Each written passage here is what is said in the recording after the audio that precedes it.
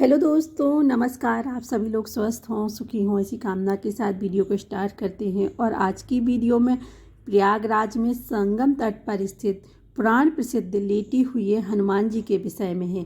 यह मंदिर धरती का एकमात्र मंदिर है जिसका विवरण पुराणों में विशद रूप से प्राप्त होता है। यही एकमात्र ऐसा मंदिर है जहां हनुमान जी लेटे हुए रूप में मिलते हैं। अब आजकल तो अनेक मंदिर बन गए हैं जहां हनुमान जी को लेटा हुआ दर्शाया गया है। संभवतः महाराष्ट्र के औरंगाबाद के समीप मैसल्स में बना लेटे हुए हनुमान जी का विशाल मंदिर इसी श्रेणी में आता है। अस्तु जो भी हो, पुराणों में एक ही लेटे हुए हनुमान जी के मंदिर का विवरण प्राप्त होता है और वह प्रयाग क्षेत्र के संगम तट पर स्थित प्रयागराज के बड़े हनुमान जी का मंदिर है। तो दोस्तों, जो प्रचलित कथा इस लेटे हुए हनुमान जी के मंदिर के विषय में प्राप्त होती हैं वो यह है कि एक बार एक व्यापारी हनुमान जी की भव्य मूर्ति लेकर जल मार्ग से चला आ रहा था। वह हनुमान जी का परम भक्त था। जब वह अपनी नाव के लिए प्रयाग के समीप पहुंचा तो उसकी नाव धीरे धीरे भारी होने लगी तथा संगम के नज़दीक पहुंचकर यमुना जी के जल में डूब गई। कालांतर में कुछ समय बाद जब यमुना जी के जल की धारा ने कुछ राह बदल दी तो वह मूर्ति दिखाई पड़ी। उस समय मुसलमान शासक अकबर का शासन चल रहा था। उसने हिंदुओं का दिल जीतने तथा अंदर से इस इच्छा से की कि यदि वास्तव में हनुमान जी इतने प्रभावशाली हैं तो वह मेरी रक्षा करेंगे। यह सोचकर उनकी स्थापना अपने किले के समीप ही करवा दी। किंतु यह निराधार ही लगता है क्योंकि पुराणों की रचना वेद व्यास ने की थी जिनका काल द्वापर युग में आता है।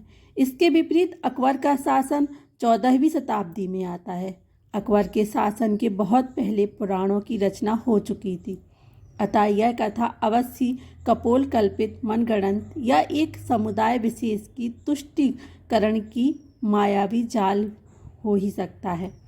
जो सबसे ज़्यादा तार्किक, प्रामाणिक एवं प्रासंगिक कथा इसके विषय में जनश्रुतियों के आधार पर प्राप्त होती है वह यह है कि रामावतार में अर्थात त्रेता युग में जब हनुमान जी अपने गुरु सूर्य देव से अपनी शिक्षा दीक्षा पूरी करके विदा होते समय गुरु दक्षिणा की बात चली। भगवान सूर्य ने हनुमान जी से कहा कि जब समय आएगा तो वे दक्षिणा मांग लेंगे।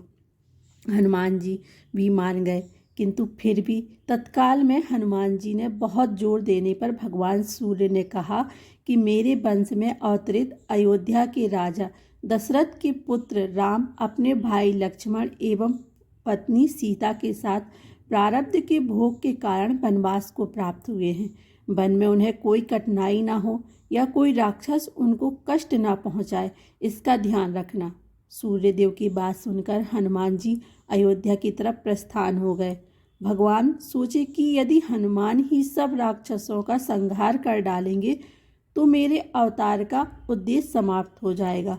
अतः उन्होंने माया को प्रेरित किया कि हनुमान जी को घोर निद्रा में डाल दो। भगवान का आदेश प्राप्त कर माया उधर चली जिस तरफ से हनुमान जी आ रहे थे। इधर हनुमान जी जब चलते हुए गंगा के तट पर पहुँचे तब तक भगवान सूर्य अस्त हो गए। हनुमान जी ने माता गंगा को प्रणाम किया तथा रात में नदी नहीं लांघते यह सोचकर गंगा के तट पर ही रात व्यतीत करने का निर्णय लिया। हनुमान जी के हृदय में अपने गुरु की आज्ञा पालन का संदेश घुमड़ रहा था, इसीलिए उन्हें नींद भी नहीं आ रही थी। अतः वह आसन लगाकर ध्यानस्थ हो विचार मग्न हो गए। इधर माया ने जब उन्हें ध्यानस्थ देखा तो वह डर गई, क्योंकि यदि प्रातः काल हो गया तो हनुमान जी अयोध्या पहुंच जाएंगे तथा रण के दृढ़ निश्चयी हनुमान जी अपना कार्य प्रारंभ कर देंगे। अचानक हनुमान जी का ध्यान टूटा। उन्होंने सोचा क्यों न रात को सत्संग में बिताई जाए। यह सोचकर वह ऋषि भरद्वाज के आश्रम की तरफ चल पड़े। अब माया और भी निराश हो गई। हनुमान जी भरद्वाज ऋषि के आश्रम पहुँचे। वहाँ वेद पुराण की व्याख्यान चल रहा था। हनुमान जी वहाँ बैठकर कथा सुनने लगे। कथा में भरद्वाज ऋषि ने बताया कि कल यहाँ पर जगत के स्वामी तथा अयोध्या नरेश दशरथ के पुत्र के रूप में अवतरित भगवान राम गंगा को पार कर पहुंचने वाले हैं। हनुमान जी प्रसन्न हो गए। अभी उन्होंने गंगा पार कर अयोध्या जाने का विचार त्याग दिया तथा वहीं संगम के तट पर ही रहकर भगवान राम की प्रतीक्षा करने का निर्णय लिया। रात्रिकालीन आवश्यक कार्यों को पूरा कर हनुमान जी वहीं संगम के तट पर लेट गए और उन्हें नींद आ गई। इधर माया को अवसर मिला और उसने हनुमान जी को धर दबोचा। हनुमान जी घोर निद्रा में चले गए। इधर भगवान राम गंगा पार कर प्रयाग पहुँचे। उन्होंने हनुमान जी को सोते हुए देखा तथा उनको यह वरदान दिया कि इन सोए हुए हनुमान की मूर्ति की जो दर्शन करेगा उसे बिना किसी प्रयाग के मेरी कृपा प्राप्त होगी। बिना किसी प्रयास के मेरी कृपा प्राप्त होगी। उस व्यक्ति को किसी तरह के भूत प्रेत या धोखा षड्यंत्र आदि का शिकार नहीं होना पड़ेगा। उसके सारे शत्रु स्वतः ही परास्त हो जाएंगे। इस तरह हनुमान जी को अमोघ वरदान देकर भगवान राम भरद्वाज ऋषि के आश्रम तथा अक्षय वट के दर्शन करते हुए आगे बढ़ गए। यह वरदान आज अक्षरशः सत्य हो रहा है। इस पुराण प्रसिद्ध सिद्ध हनुमान मंदिर का दर्शन निश्चित ही समस्त बाधा कष्ट अरिष्ट आदि को शांत करता है। इधर प्रातःकाल जब गंगा देवी ने देखा कि एक प्राणी उनकी तरफ ही पांव फैलाकर सो रहा है तो उन्होंने अपने आप को अपमानित महसूस करते हुए हनुमान जी को डुबो दिया। सूर्यदेव ने जब प्रातःकाल अपने शिष्य हनुमान की यह दशा देखी तो उन्होंने गंगा को शाप दिया कि तुम्हारा हृदय मैला है, जो अज्ञानवश तूने एक सीधे साधे प्राणी को दंड दिया। तेरा सम्मान करते हुए हनुमान ने रात में तुम्हारे ऊपर से होकर गुजरना उचित नहीं समझा और तुम दुर्बुद्धि उसे शाप दे बैठी। जा, आज से तू प्राणियों के मरे हुए शरीर अर्थात लाश एवं गंदगी ढोने वाली हो जा। गंगा नदी के दूषित होने से संसार के समस्त देव संबंधी एवं शुभ कार्य बाधित होने लगे। तब समस्त देवताओं ने मिलकर भगवान सूर्य की पूजा अर्चना की। तब भगवान सूर्य देव ने कहा कि जा गंगे, तेरे जल के ऊपर मेरी किरणों के पड़ते ही तुम्हारे जल की पवित्रता बढ़ जाएगी तथा तुम्हारे जल से मेरा किया गया स्तवन पूजन कोटि गुना फल देने वाला होगा। भगवान सूर्य के कहने पर गंगा ने कहा कि हे हनुमान, चतुर्मास व्यतीत होते ही पुनः भगवान राम की सेवा में उपस्थित हो जाएंगी। तब तक हनुमान जी किष्किंधा पर्वत पर सुग्रीव की सेना में लगे रहे। चतुर्मास बीतने पर भगवान राम सीता की खोज करते हुए किष्किंधा पर्वत पर पहुँचे। वहाँ पर उनकी मुलाकात भगवान राम से हुई। उसके बाद कालांतर में जब मुगल शासन के दौरान अकबर के समय में बादशाह अकबर ने उस सिद्ध तपोभूमि को अपने किले के रूप में परावर्तित करना प्रारंभ किया, तब उसके दीवार की ही सीध में सोए हुए हनुमान का मंदिर पड़ गया। उसने तत्कालीन हिंदू धर्म गुरुओं एवं पंडितों को रुपए पैसे का लोभ देकर तथा डरा धमकाकर उसे सोए हुए हनुमान जी के मंदिर को अन्यत्र स्थापित करवाने के लिए राजी किया। हनुमान जी की मूर्ति की खुदाई होने लगी। जब समूची मूर्ति की खुदाई नीचे से कर ली गई तब उसे उठाया जाने लगा।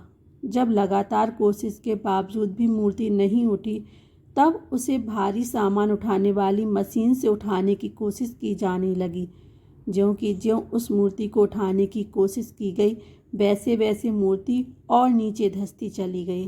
अंत में डरकर अकबर ने उस मंदिर को हटवाने का काम बंद कर दिया तथा डर के मारे उसने हनुमान जी की बड़ी पूजा आराधना की। आज भी उसके उतने बड़े भव्य किले की दीवार हनुमान जी के मंदिर की तरफ टेढ़ी ही है। एक मान्यता है और है कि इस मंदिर के बारे में इस मान्यता के पीछे राम भक्त हनुमान के पुनर्जन्म की कथा जुड़ी हुई है। लंका विजय के बाद बजरंगबली जब अपार कष्ट से पीड़ित होकर मरणासन अवस्था में पहुंच गए तो माँ जानकी ने इसी जगह पर उन्हें अपना सिंदूर देकर नया जीवन और हमेशा आरोग्य और चिरायु रहने का आशीर्वाद देते हुए कहा कि जो भी इस त्रिवेणी तट पर संगम स्नान पर आएगा उसको संगम स्नान का असली फल तभी मिलेगा जब वह हनुमान जी के दर्शन करेगा।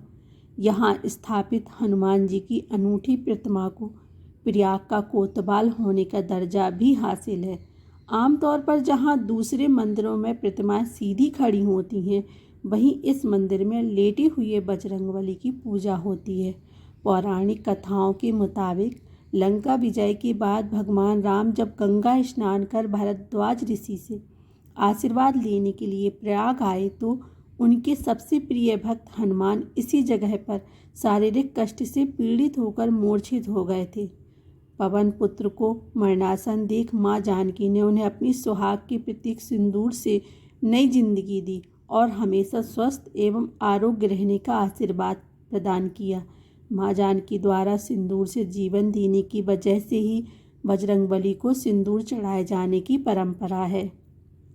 संगम में आने वाले हर एक श्रद्धालु यहाँ सिंदूर चढ़ाने और हनुमान जी के दर्शन को जरूर पहुँचता है। बजरंगबली के लेटे हुए मंदिर में पूजा अर्चना के लिए यूँ तो हर रोज़ ही देश के कोने कोने से हजारों भक्त आते हैं, लेकिन मंदिर के महंत आनंद गिरी महाराज के अनुसार राष्ट्रपिता महात्मा गांधी के साथ पंडित जवाहरलाल नेहरू, इंदिरा गांधी, राजीव गांधी, सरदार वल्लभ भाई पटेल और चंद्रशेखर आज़ाद जैसी तमाम विभूतियों ने अपने सर को यहाँ झुकाया, पूजन किया और अपने लिए तथा अपने देश के लिए मनोकामना मांगी।